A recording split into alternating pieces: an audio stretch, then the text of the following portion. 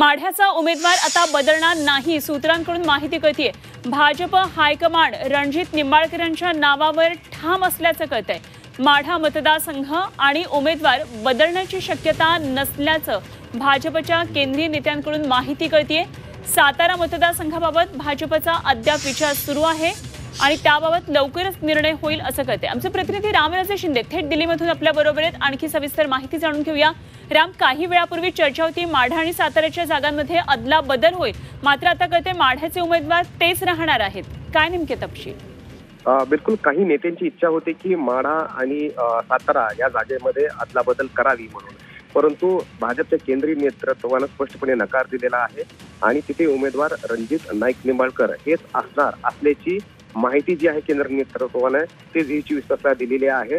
सातारा संदर्भामध्ये वेगळा विचार सुरू आहे, परंतु माढ्यामध्ये जी उमेदवारी दिलेली आहे तिथं कसलाही अमृत नोनी आर्थो प्लस ये एक प्रूवन फॉर्मूला है। इसमें मौजूद नोनी फल के गुण और आयुर्वेदिक जड़ी बूटियां शरीर को जरूरी पोषक तत्व देने के साथ साथ हड्डियों और जोड़ों के घिसने, उनमें होने वाले सूजन और दर्द को रोकने में मदद करता है। दर्द मुक्त जीवन के लिए अमृत नोनी आर्थो प्लस केला जाणार नाही। केंद्र नेतृत्व या ठिकाणी रणजित नाईक निंबाळकर यांच्या पाठीशी असल्याचं हे स्पष्टपणे जाणवतंय आणि ज्या पद्धतीने मध्यंतरी माळाच्या बाबतीमध्ये मोहिते पाटील हे आग्रही होते, धैर्यशील मोहिते पाटील यांनी प्रचार सुद्धा सुरू केला होता आणि उमेदवारी सुद्धा जाहीर करण्यात आलेली आहे। तिथे भाजपला रणजित नाईक निंबाळकर यांना दिलेली आहे।